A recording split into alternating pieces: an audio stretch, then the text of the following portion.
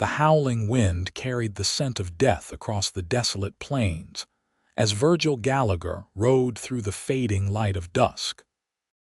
The year was 1876, and the unforgiving territory of Colorado had claimed yet another victim, or so he thought, until he saw the faintest movement beneath the charred remains of what once had been a homestead. Virgil pulled back on his horse's reins, the animal snorting in protest as dust swirled around them. At 32, he'd seen his share of tragedy on the frontier, but something about this scene made his chest tighten.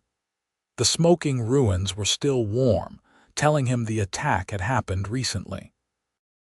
Apache raiders, most likely, or maybe bandits. The result was the same either way. He dismounted carefully, his spurs jangling against the hard, packed earth as his hand instinctively moved to rest on his Colt revolver. Years of survival had taught him caution. As he approached the destroyed cabin, he heard a soft, pained moan. "Hello," Virgil called, moving closer. "Anyone alive out here?" The sound came again, weaker this time. Virgil quickened his pace, pushing aside a fallen beam to reveal a woman. She was covered in soot and blood, her dress torn and singed. Her eyes fluttered open at his approach, revealing irises the color of cornflowers despite the haze of pain clouding them. "Please," she whispered, her voice barely audible over the crackling of dying embers. "Don't you worry now," Virgil said, kneeling beside her. He assessed her injuries with a quick glance: cuts and bruises, a nasty gash on her forehead, but nothing immediately fatal. "What's your name, madam?" "Lydia," she said, then winced. "Lydia Newsom. Miss Newsom, I'm Virgil Gallagher." He gently touched her shoulder. "Can you tell me what happened here?" Tears filled her eyes as she looked around at the destruction. "They took everything. My father, my brother, our home. Everything's gone." Her body shook with a sob and Virgil's heart clenched. Without thinking, he removed his duster and wrapped it around her trembling shoulders. "You still got breath," he said softly. "That's a start."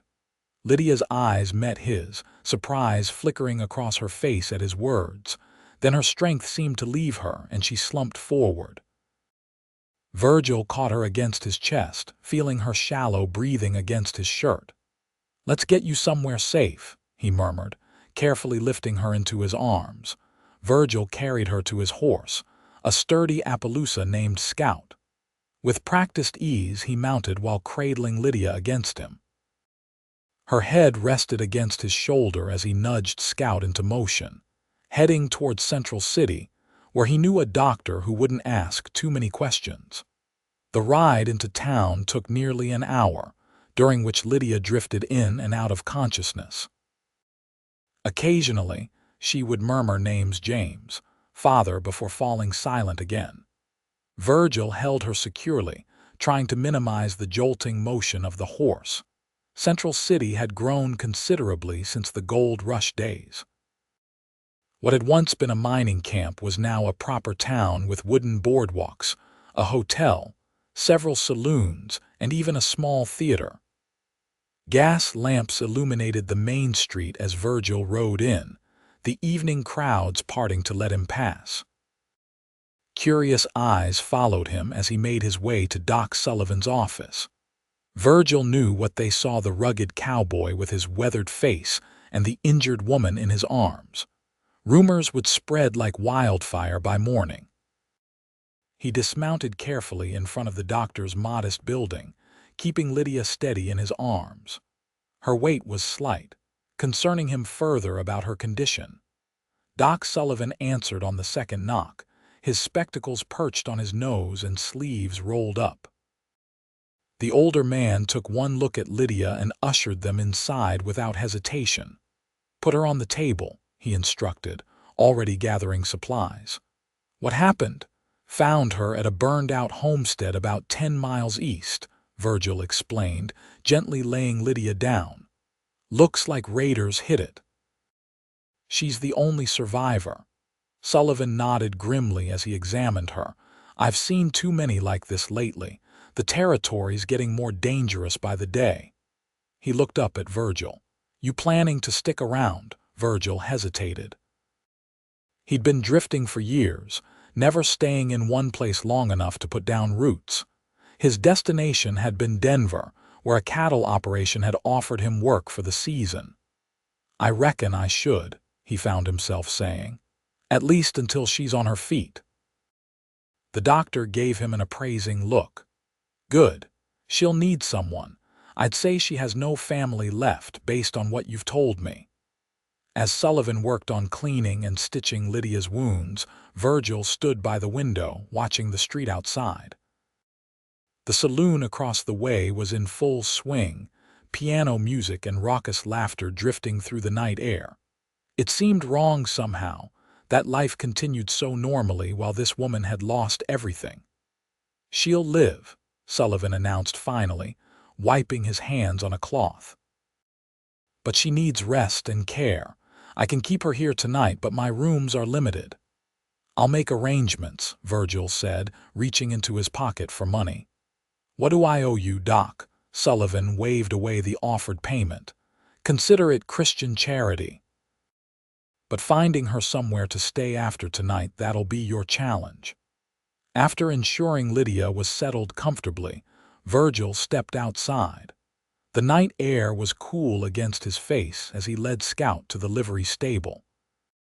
His mind worked through options as he paid the stable boy to care for his horse.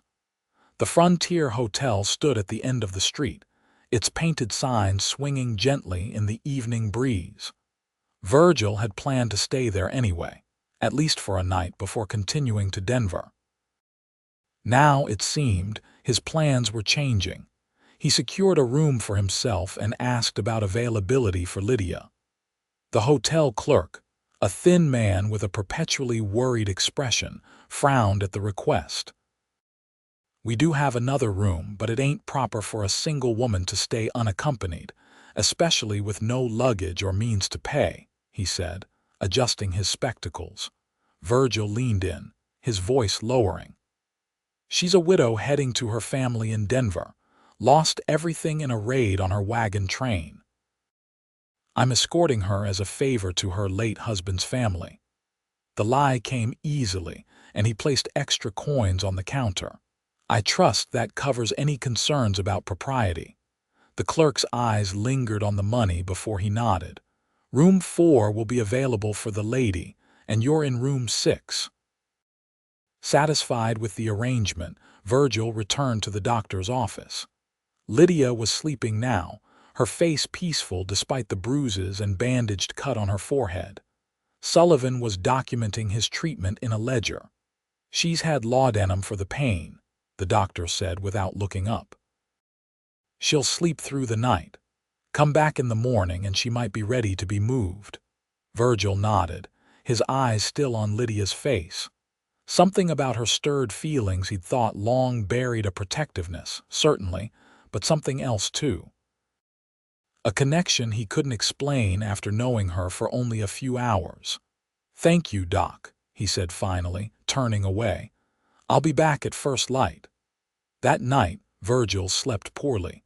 His dreams were filled with burning cabins and Lydia's voice calling for help. He woke before dawn, watching the gray light slowly brighten the sky from his hotel window. As soon as it seemed reasonable, he made his way back to Sullivan's office. Lydia was awake when he arrived, sitting up on the examination table with a blanket wrapped around her shoulders. The doctor was explaining something to her, but they both looked up when Virgil entered. Mr. Gallagher, Lydia said softly. Her voice was stronger than the previous evening, though still tinged with pain. Dr. Sullivan tells me you saved my life. Virgil removed his hat, suddenly conscious of his unshaven face and travel-worn clothes. Anyone would have done the same, Miss Newsom. Not anyone, she replied, her blue eyes holding his. And please call me Lydia. Sullivan cleared his throat. I've explained her injuries. Nothing permanent, but she'll be sore for a while. That head wound needs watching, and she shouldn't be alone for at least a few days. "I've arranged a room for her at the frontier," Virgil said, "and I'll be nearby if she needs anything." Lydia looked down at her tattered, soot-stained dress. "I have nothing, no clothes, no money." Her voice caught. "I don't know what I'm going to do." "One step at a time," Virgil said, echoing his words from yesterday. "First, let's get you settled. There's a general store in town where we can get you some necessities." When Lydia tried to stand, her legs buckled beneath her. Virgil caught her elbow to steady her, feeling how she trembled with the effort. "Perhaps I should carry you," he suggested. She shook her head, a flicker of determination crossing her face. "No, I can walk. I just need a moment."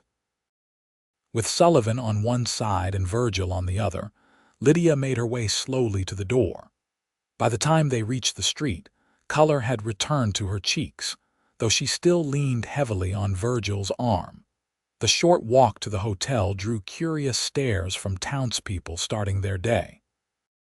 Virgil ignored them, focusing instead on Lydia's careful steps beside him. She held her head high despite her disheveled appearance, and he admired her dignity in the face of such overwhelming loss. Once they had her settled in the hotel room, a small but clean space with a narrow bed, washstand, and chair, Sullivan took his leave, promising to check on her later. Virgil stood awkwardly near the door, unsure of his next move. "I'll fetch you some breakfast," he offered. "And then perhaps see about getting you some clothes." Lydia sat on the edge of the bed, looking lost in the unfamiliar surroundings.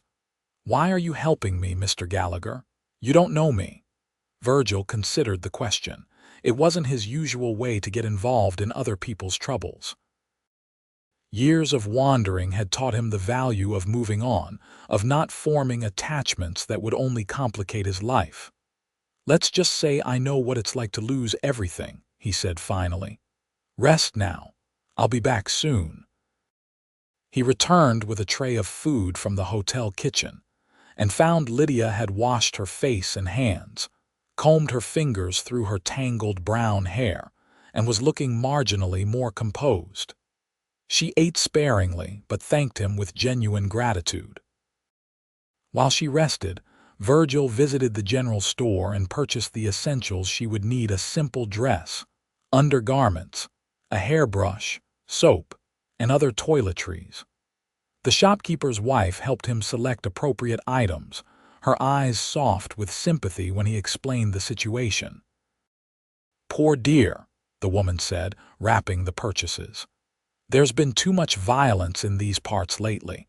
They say the army's sending more men, but it never seems enough." Virgil nodded grimly. "Has there been news about who's responsible for the recent raids?" "Some say it's renegade Apache. Others think it's white men disguised as Indians." She lowered her voice. "There's talk of a gang operating out of the hills, hitting isolated homesteads and making it look like Indian attacks." This information troubled Virgil as he carried the packages back to the hotel. If there was an organized gang rather than random raids, the danger to Lydia might not be over. Anyone who had seen them could report back that there had been a survivor.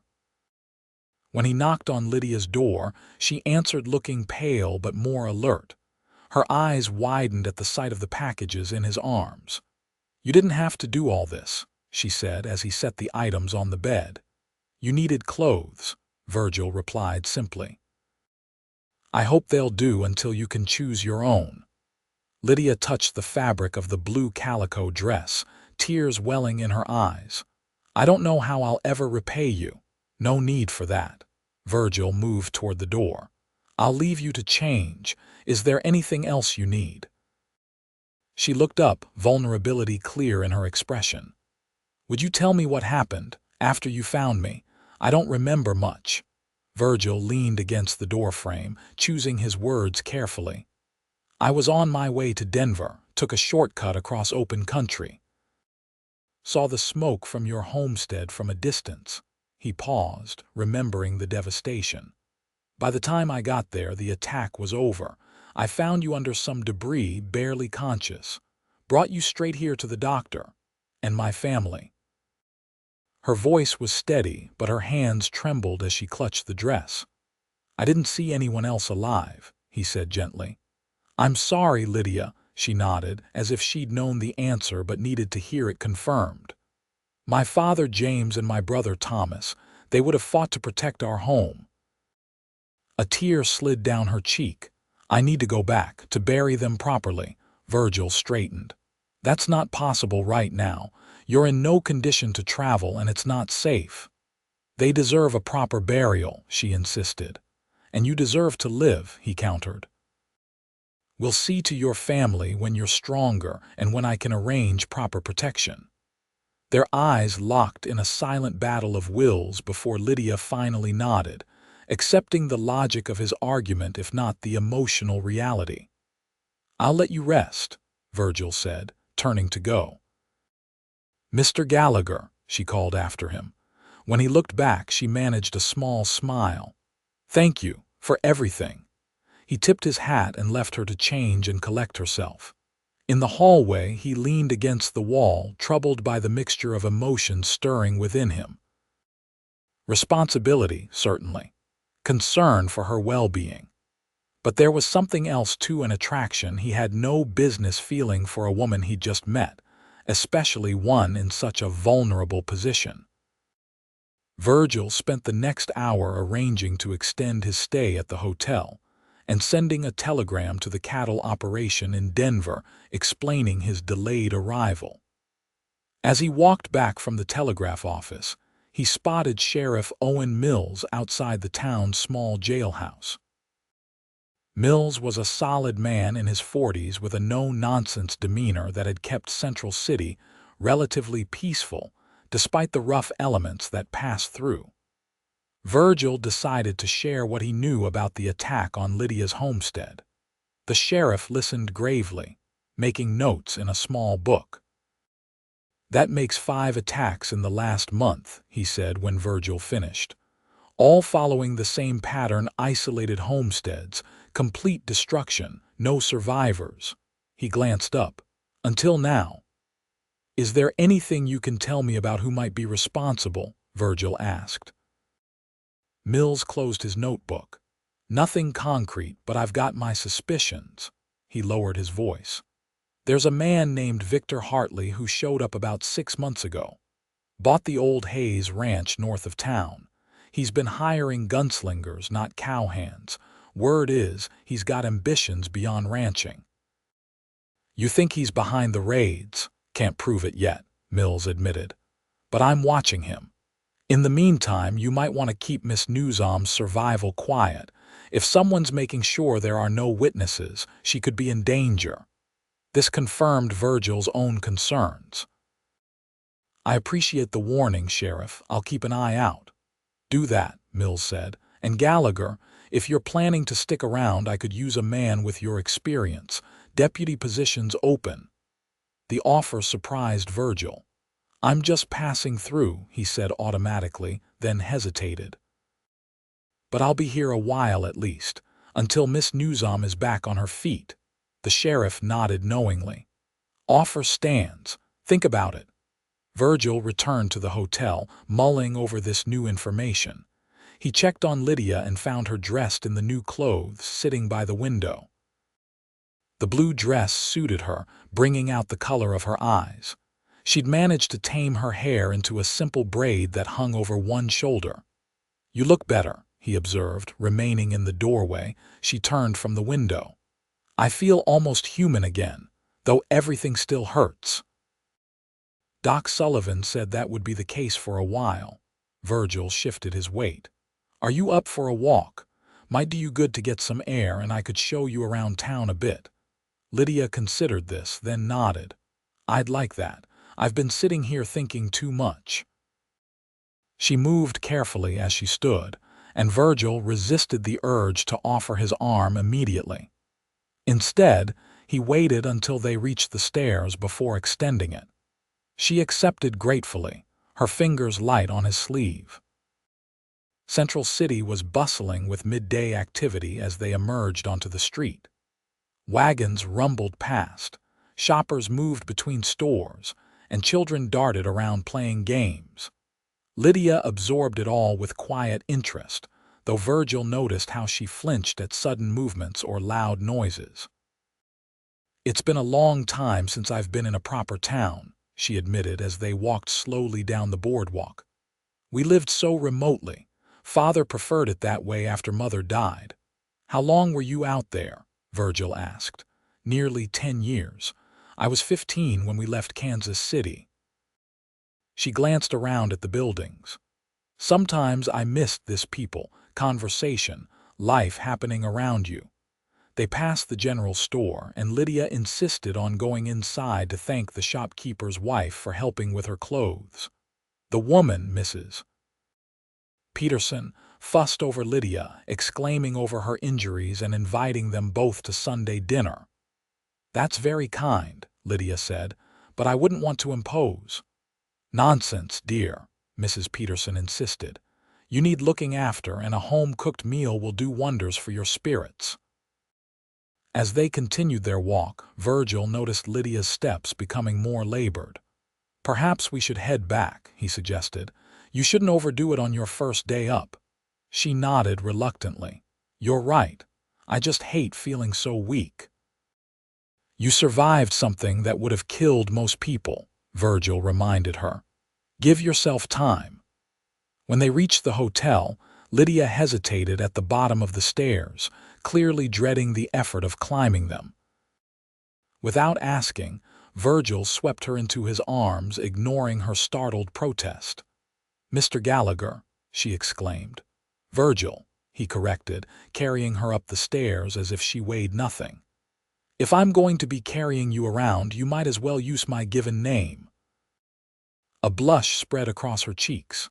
"Virgil, then, but really, I could have managed." "Probably," he agreed, reaching the top landing. "But why struggle when help is available?"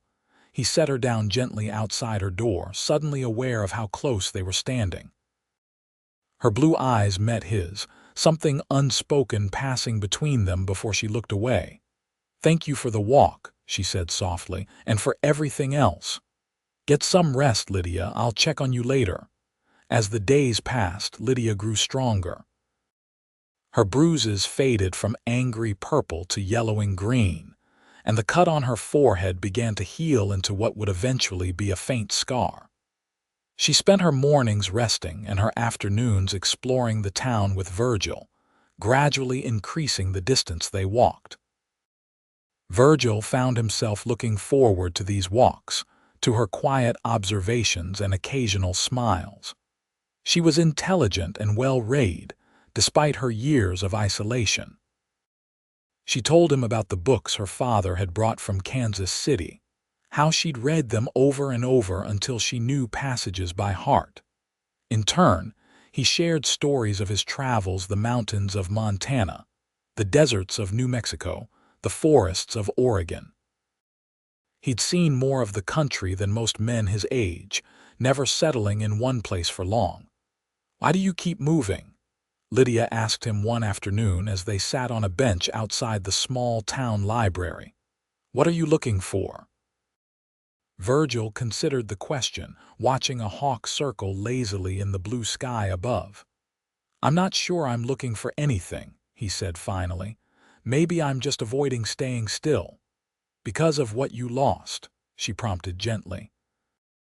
He gave her a sharp look, surprised she'd remembered his offhand comment from days ago. Something like that. Lydia didn't press, and he was grateful. The story of his own losses wasn't one he shared easily: the wife and infant son taken by fever 8 years ago, the family farm he couldn't bear to look at afterward, the years of drifting that followed. Instead, they talked about her immediate future. She had no other family she knew of, no resources beyond what Virgil had provided, and no clear path forward. "I could find work here, perhaps," she mused. "Mrs. Peterson mentioned they need help at the store, and I'm good with figures." "Is that what you want?" Virgil asked. "To stay in Central City," Lydia plucked at the fabric of her dress. "I don't know what I want. Everything I planned for my life involved the homestead. She looked up at him. What would you do if you were me? The question caught him off guard. I'm not sure I'm the best person to advise on putting down roots, he said wryly. But you've seen so much of the world. If you could choose anywhere to start over, where would it be? Virgil thought about all the places he'd been, the towns and territories he'd passed through. None had called to him to stay, until now, and he suspected that had more to do with the woman sitting beside him than with Central City itself. Somewhere with good people, he said finally. Somewhere you can build something that lasts. She nodded, considering his words. I think I'd like to stay here, at least for now, but first, she hesitated. First, I need to go back to the homestead, to say goodbye properly. Virgil had been expecting this. He'd made inquiries with Sheriff Mills about the safety of such a journey, and had received assurances that a deputy could accompany them. The attacks had ceased in recent weeks, suggesting the raiders had moved on to other territories. We can go tomorrow if you feel strong enough, he told her. I've already spoken to the sheriff about it. Gratitude filled her eyes. Thank you. I know you think it's foolish, but I need to do this. It's not foolish to honor family, Virgil said quietly. I understand better than you might think. The next morning dawned clear and cool. Virgil had arranged for horses from the livery stable and provisions for the day's journey. Deputy Frank Watson, a young but capable lawman, would ride with them as additional protection. Lydia appeared in a riding skirt Mrs. Peterson had altered for her hair braided and pinned neatly under a borrowed hat. Though still thin from her ordeal, she looked determined and steady as she mounted the gentle mare Virgil had selected for her. You've ridden before, he observed as she adjusted herself in the saddle with practiced ease. Since I was a child, she confirmed. Father made sure Thomas and I could both handle horses well. It was essential out where we lived. The ride to the homestead took nearly 3 hours. Deputy Watson rode ahead, scouting the trail, while Virgil stayed close to Lydia. As they traveled, he found himself watching her profile against the backdrop of rolling hills and distant mountains. She rode with natural grace, her back straight and her hands confident on the reins. When they crested the final rise and the burned remains of the homestead came into view, Lydia drew her horse to a stop. Virgil halted beside her, giving her time to prepare herself. "Are you ready?" he asked softly. She nodded, though her knuckles were white where she gripped the reins. "Yes." "I need to see it." The scene was much as Virgil remembered, though without the lingering smoke and with more evidence of scavengers having picked through the ruins. The bodies of Lydia's father and brother had been dragged away by animals, leaving only bloodstains and scattered personal effects to mark where they had fallen. Lydia dismounted slowly, handing her reins to Virgil. He watched as she walked among the charred timbers, occasionally bending to retrieve something recognizable, a twisted metal frame that might have been a mirror, a blackened pot, the melted remains of her father's pocket watch. Deputy Watson kept a respectful distance, scanning the surrounding countryside for any sign of threat. Virgil tied the horses to a surviving fence post and followed Lydia at a distance, close enough to offer support, but giving her space to process her grief. She moved methodically through the ruins, reconstructing the layout of her home in her mind. The kitchen was here, she said, more to herself than to Virgil. Father's room there. Thomas slept in the loft. She paused at a particular spot. This was my room. My books were on a shelf just here.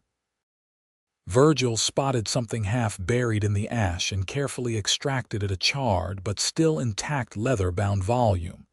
He brushed it off and read the faded gilt letters. Pride and Prejudice. Was this one of yours? He asked, holding it out to her.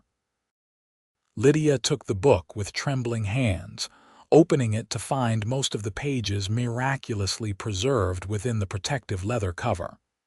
"Yes," she whispered. "It was my mother's favorite. She read it to me when I was small." She clutched the book to her chest, and the tears she had been holding back finally came. Virgil moved to her side, placing a gentle hand on her shoulder as she wept for all she had lost. When her tears subsided, Lydia wiped her eyes and looked up at him with newfound resolve. "I need to bury them," she said. Even if there's not much left," Virgil nodded. "Watson and I brought shovels. We'll help you." They found enough remains to provide a proper burial. Virgil and the deputy dug 2 graves beneath a large cottonwood tree that had survived the fire. Lydia gathered stones to mark the spots and fashioned crude crosses from unburned pieces of wood. As the men filled in the graves, Lydia stood with her head bowed, the rescued book still clutched in her hands. When they finished, she spoke a few words over each grave, memories of her father's strength and wisdom, her brother's laughter and dreams. "They were good men," she said finally, looking at Virgil. "They deserved better than this." "Yes," he agreed simply. "They did." The ride back to Central City was quiet, each lost in their own thoughts. The sun was setting by the time they reached town, painting the buildings in golden light.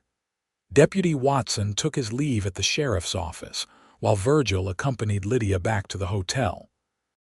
"Thank you for today," she said as they stood outside her door. "I couldn't have done it alone." "You're stronger than you give yourself credit for," Virgil told her, "but I was glad to be there." She looked down at the book in her hands, then back up at him. Would you like to come in for a while? I don't want to be alone just yet." Virgil hesitated, aware of how such an invitation might appear to others, but the vulnerability in her eyes made his decision for him. Of course. Her room was small, offering only the bed and a single chair by the window. Virgil took the chair, removing his hat and placing it on his knee. Lydia sat on the edge of the bed, still holding the book as if it were a talisman. "Tell me about them," Virgil said. "Your father and brother. I'd like to know who they were." Lydia's expression softened as she began to speak of her family. Her father, a proud, principled man who had moved them west after her mother's death, determined to build something lasting. Thomas, 4 years her junior, who had grown into a skilled hunter and dreamed of one day having his own ranch. As she talked, Virgil recognized the love and pride in her voice. These were the same feelings he had once had for his own family, emotions he had buried deep after their loss. Hearing Lydia speak so openly of her grief made his own seem closer to the surface than it had in years. "What about your mother?" he asked gently. "What was she like?" Lydia smiled, tracing the embossed pattern on the book cover. "Beautiful, kind. She loved stories and music. She taught school in Kansas City before marrying my father." Her expression grew thoughtful. "I think she would have preferred to stay in the city, but she loved father enough to follow him wherever he went." "She sounds remarkable," Virgil said. "Like her daughter." A blush colored Lydia's cheeks at the compliment. "What about your family?" she asked, changing the subject. "You've never mentioned them." Virgil looked out the window at the darkening sky. "Not much to tell," he said, the familiar evasion coming automatically to his lips. But when he met Lydia's steady gaze, he found himself wanting to share the truth with her. She had trusted him with her pain. Perhaps it was time he honored that trust with his own. "I had a wife," he said finally, "Sarah, and a son, barely a year old when the fever took them both." He swallowed hard. "That was 8 years ago in Nebraska. I've been moving ever since." Lydia's expression filled with compassion. "I'm so sorry, Virgil, to lose them both at once." "It was a long time ago," he said, though the pain in his chest suggested otherwise. "Some losses never really become the past," she said softly. "They stay with us, changing shape but never truly gone." The simple truth of her words struck him deeply. For years, he'd been trying to outrun his grief, as if distance could somehow diminish it. Yet here was this woman who understood that loss became part of who you were, not something to escape but something to carry. They sat in companionable silence as twilight deepened into night. Virgil knew he should leave, propriety demanded it, but he found himself reluctant to break the fragile connection that had formed between them. Finally, noting how Lydia's eyelids had grown heavy, he stood. "You should rest." "It's been a difficult day," she nodded, setting the book carefully on the small table beside the bed. "Will I see you tomorrow?" "Of course," he assured her. "Good night, Lydia." "Good night, Virgil." In the hallway, Virgil paused, unexpectedly moved by the trust she had placed in him. For the first time in years, he found himself considering possibilities beyond the next town, the next job, the next temporary stop on an endless journey. The following morning, Virgil made a decision. He walked to the sheriff's office and found Mills sorting through wanted posters at his desk. "About that deputy position," Virgil said without preamble.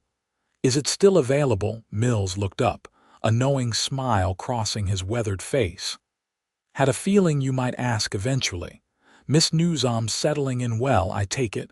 Virgil ignored the implication. "She's getting stronger." "Thinking of staying in Central City?"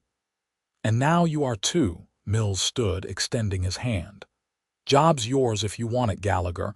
Pays not much, but it's steady, and this town needs good men." Virgil shook the offered hand. "When do I start?" "Today's as good as any. Got a badge right here." Mills opened a drawer and removed a silver star. "Just need you to swear an oath."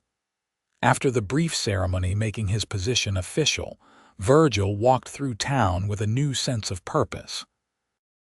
He hadn't planned on putting down roots, certainly not in a mining town in Colorado, but for the first time since losing Sarah and their son, the idea of staying in one place didn't feel like surrender. He found Lydia at the general store, helping Mrs. Peterson arrange a display of fabrics. She looked up when the bell over the door announced his arrival, her face brightening. "Good morning," she called. "Mrs. Peterson has offered me work here 3 days a week. Isn't that wonderful?" "That's fine news," Virgil agreed, conscious of the new badge pinned to his vest. Lydia noticed it too, her eyes widening. "Are you now?" "Deputy Gallagher," he confirmed with a small smile. "Sheriff Mills convinced me to take the job, so you're staying in Central City." The hope in her voice was unmistakable. "It appears so, Mrs." Peterson watched this exchange with obvious approval. "Well now, isn't this turning out nicely? Lydia, why don't you take your break now? Show the deputy around the store." As they moved between shelves stocked with everything from tools to ladies' hats, Lydia spoke in a low voice. "I wasn't sure you would stay. You seemed so set on moving on." Virgil adjusted his hat. "Plans change. Because of me." Her directness caught him off guard. He considered deflecting the question but decided on honesty instead. "Partly, but also because I'm tired of running." He looked at her steadily. "What about you? Are you certain Central City is where you want to be?" "I have nothing to go back to," she said simply. "And the people here have been kind. It seems as good a place as any to start again." Their conversation was interrupted by the arrival of several customers. Lydia returned to her work, and Virgil took his leave, promising to return later to walk her back to the hotel. The weeks that followed fell into a comfortable pattern. Virgil learned the responsibilities of his new position while Lydia established herself at the general store. They took their evening meals together at the hotel dining room, sharing the events of their days. On Sundays, they accepted Mrs. Peterson's standing invitation to dinner, joining the shopkeeper's family for hearty meals and lively conversation. Gradually, they became familiar figures in Central City. the deputy and the survivor whose connection was the subject of much speculation among the townspeople. Virgil found himself increasingly drawn to Lydia. Her quiet strength, her gentle humor, the way she was rebuilding her life with determination and grace, all of it spoke to something deep within him. Yet he kept a careful distance, unsure if she could ever see him as more than the man who had rescued her from tragedy. For her part, Lydia seemed content with their friendship, though sometimes he caught her watching him with an expression he couldn't quite decipher. They never spoke of the future beyond immediate plans, as if both were afraid to acknowledge the growing attachment between them. The equilibrium of their relationship shifted one evening in late autumn, nearly 3 months after Virgil had found Lydia in the ruins of her home. They had attended a small gathering at the church to celebrate the harvest, and Virgil was walking Lydia back to her new lodgings, a modest room she now rented from the widow Clark on Oak Street. The night was clear, stars brilliant in the black sky above the town's gas lamps. Music from a nearby saloon drifted on the cool air as they walked in comfortable silence. "I received a letter today," Lydia said suddenly, "from my mother's cousin in St. Louis. I'd written to her after what happened."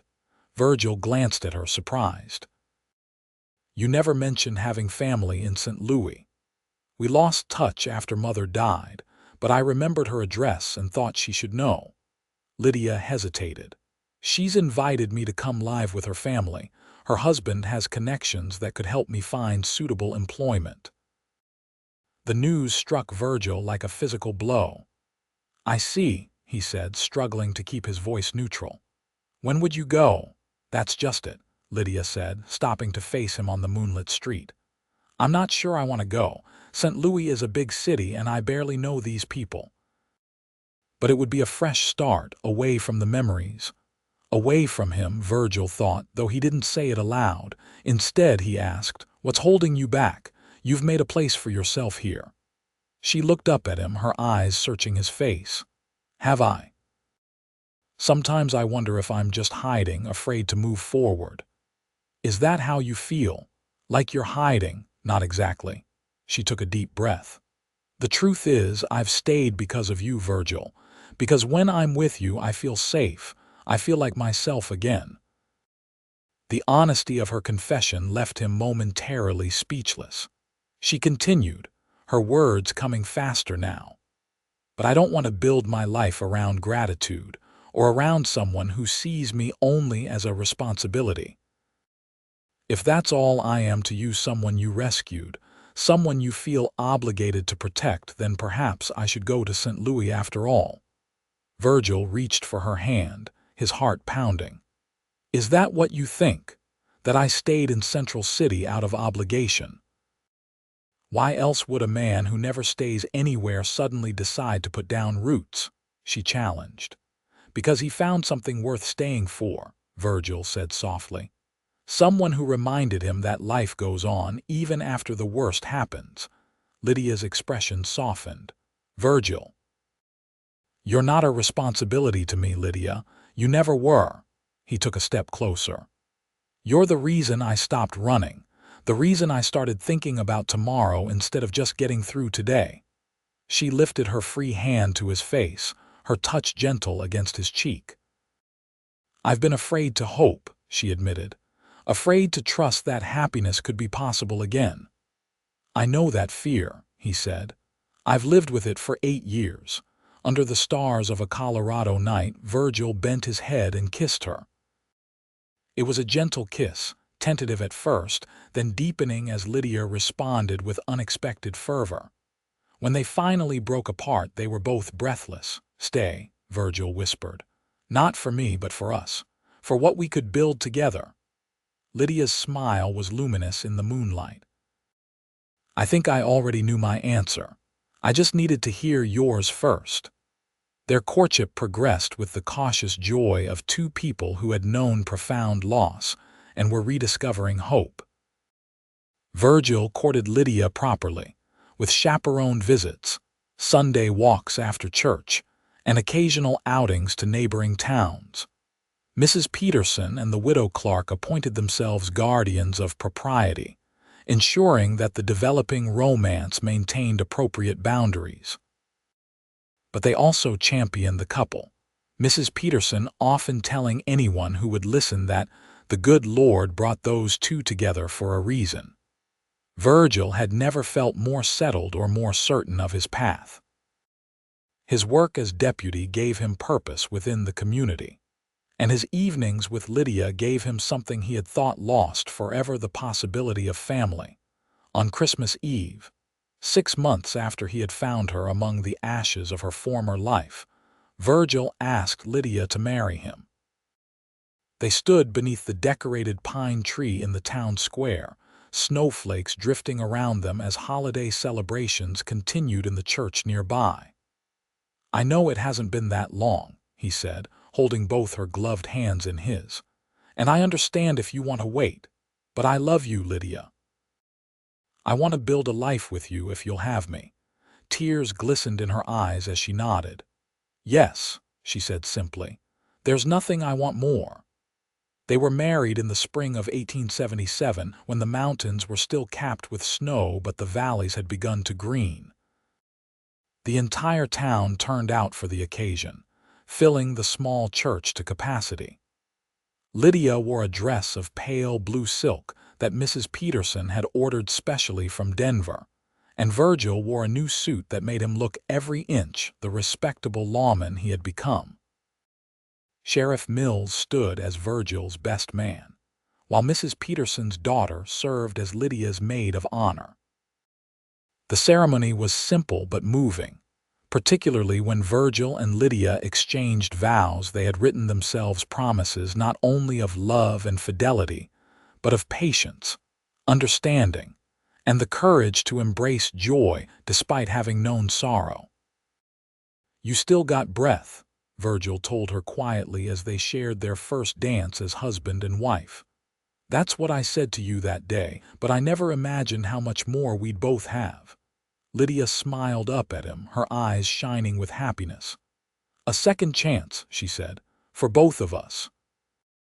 They made their home in a small house on the edge of town, close enough for Virgil to walk to work, but with enough land for the garden Lydia wanted and the horses they both loved. In time, they added rooms as their family grew. First a son they named James, after Lydia's father, and 2 years later, a daughter they called Sarah, in memory of Virgil's first wife.